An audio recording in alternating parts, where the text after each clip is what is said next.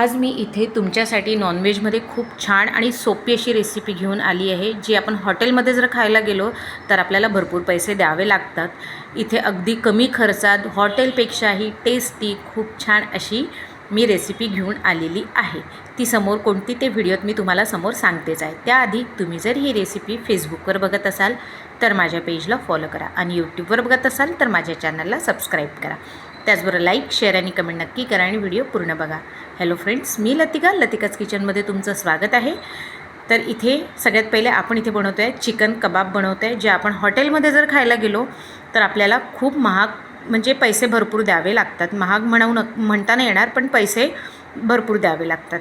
तर इथे चिकन मलाई कबाब बनवते आहे. तुम्ही आता मलाई स्लरी जे ग्रेव्ही बनवणार आहे त्या व्यतिरिक्त साधेसुद्धा कबाब बनवून खाऊ शकता. तर इथे मी 1 पाव चिकन घेतलेलं आहे. बोनलेस चिकन घ्यायचं आहे आपल्याला. तर त्यात आधी लसूण टाकून घेते. 15-20 कळ्या लसणाच्या आहेत. त्यानंतर 2 इंच आल्याचा तुकडा आहे. मिरची आहे. तुमच्या टेस्ट अकॉर्डिंग तुम्ही मिरची कमी जास्त करू शकता, कारण की आपल्याला समोर यात सुके मसाल्यांमध्ये मिरची पावडर आणि मिरी पावडरसुद्धा घालायची आहे. 2-3 मोठे कांदे आहेत. हे छोटे छोटे आहे म्हणून तुम्ही मोठे 2 किंवा 3 कांदे घेऊ शकता आणि 2 ब्रेडच्या स्लाईस घेत आहे. तुमच्याकडे जर ब्रेडच्या स्लाईस नसेल तर काही हरकत नाही, त्याऐवजी तुम्ही कॉर्नफ्लॉवरसुद्धा घालू शकता. पण कॉर्नफ्लॉवरनी आपले जे कबाब आहे ते मेल्ट इन माउथ होत नाही, हार्ड होते, म्हणून ब्रेडचे स्लाईस टाका.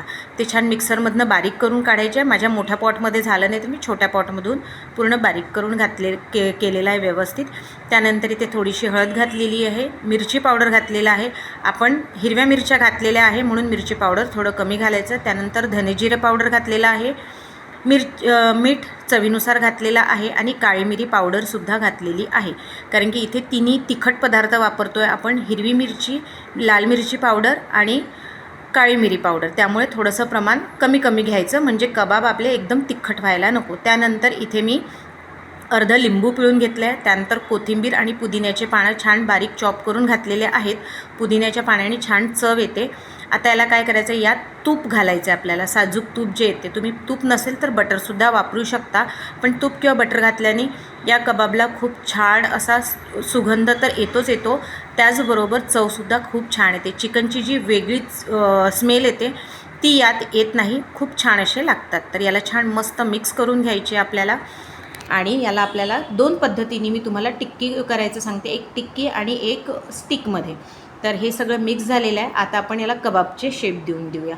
तर सगळ्यात पहिले काय करायचं, इकडे गॅसवर पॅन ठेवलेला आहे. त्यात मी थोडंसं तेल घातलं आहे. आपल्याला डीप फ्राय करायचं नाही, शॅलो फ्राय करायचं आहे. तर इथे तेलाऐवजी तुम्ही बटरसुद्धा वापरू शकता किंवा तूपसुद्धा वापरू शकता. तर मी ते तेल वापरलेलं आहे, बटर मी नंतर वापरणार. थोडंसं हातावर तेल घेऊन घ्यायचं, जेणेकरून हे जे सारण आहे ते आपल्या हाताला चिकटायला नको अशी काडी घ्यायची. तुमच्याकडे काडी नसेल तर तुम्ही जी यूज करत नाही पेन्सिल, मुलांची कधी खराब निघते, तर पेन्सिलसुद्धा घेऊ शकता. आणि स्टिक किंवा पेन्सिल नसेलच तर तुम्हाला अजून एक प्रोसेस सांगते, जेणेकरून आपण हे कबाब बनवू शकतो. तर असं याला सगळं व्यवस्थित लावून घ्यायचं आणि लांब स्टिकचा म्हणजे लांब आकार द्यायचा, म्हणजे स्टिकच्या याच्याने म्हणजे आत मस्त पोकळ अशी होते. तर अशा प्रकारे मी 4-5 करून घेते आहे. त्यानंतर बाकीच्या सारणाची मी दुसरी पद्धत तुम्हाला सांगते. तर हे असे करायचे आणि फिंगर्सचे ना असे दाबून थोडासा आकार देऊन द्यायचा. हे बघा मस्त असे निघाले. आता याला तेलात सोडते आहे. तर इथे तेल तापलेलं आहे. त्यात तेलात मी आधी ह्या स्टिकचं साहाय्याने जे कबाब बनवले ते आधी घालून घेते. त्यानंतर दुसरी पद्धत सांगते. तर हे छान मंद आचेवर आपल्याला करून घ्यायचे, जेणेकरून आतपर्यंत व्यवस्थित शिजले पाहिजे. अदामधात अलटून पलटून सगळ्या बाजूनी छान व्यवस्थित शिजून घ्यायचे. रंग बघा किती सुंदर आलेला आहे. हेच कबाब जर आपण मलाई कबाब हॉटेलमध्ये खायला गेलो तर आपल्याला भरपूरसे पैसे द्यावे लागतात. कधी मूड पण नसतो. आणि जर घरी केलं तर आपल्याला माहिती असते की आपण प्रमाण कुठलं टाकलं. सगळ्या वस्तू हेल्दी आहेत, व्यवस्थित आहेत, चांगल्या आहेत. खराब आहे किंवा कीड लागलेल्या अशा नको, किंवा चांगल्या पद्धतीच्या चांगल्या क्वालिटीच्या आपण वस्तू वापरतो, हे सुद्धा आपल्याला घरी केलं तर कळते. तर आता त्यातनं त्या जस्ट कबाबवाल्या स्टिक्स केल्या होत्या त्या मी काढून घेतलेल्या. आता जे तेल उरलं होतं त्यात मी दुसऱ्या, तर इथे आपण आपल्याला टिक्कीचा शेप द्यायचा. असा गोळा करून घ्यायचा. गोळा केल्यानंतर अशी टिक्की करून घ्यायची आहे आणि याच तेलात सेम आपल्याला अलटून पलटून याला छान शिजून घ्यायचं आहे मंद आचेवर, जेणेकरून आतपर्यंत शिजलं पाहिजे. त्याचबरोबर माझ्या चॅनलवर वेगवेगळ्या आणि नवनवीन रेसिपीज आहेत. आय बटनलासुद्धा मी छान रेसिपीज दिलेल्या आहे आणि एंड स्क्रीनलासुद्धा दिलेल्या आहेत. तर नक्की व्हिजिट करा आणि तुम्हाला कुठली रेसिपी आवडली ते मला नक्की कळवा.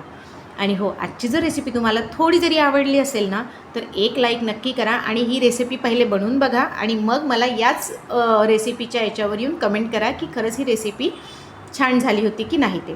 तर आता इथे आपल्याला ग्रेव्ही करायची आहे, सॉस करायचा आहे छान मस्त मलाईदार. तर इथे मी दही घेतलेलं आहे 1 वाटी, त्यात मी क्रीम घातलेली आहे, त्यानंतर थोडंसं मेयोनीज घातलेलं आहे, थोडंसं चवीनुसार मीठ जास्त घालायचं नाही, नाहीतर आपली जी ग्रेव्ही आहे, जी क्रीम बनवते आहे ती खूप खारट होते. म्हणून थोडीशीच मीठ घालायचं, थोडीशी अर्धा चमचा साखर घालायचं, म्हणजे खूप छानशी साखर आवर्जून घाला, म्हणजे त्या सॉसचा जो टेस्ट आहे तो खूप छान येतो.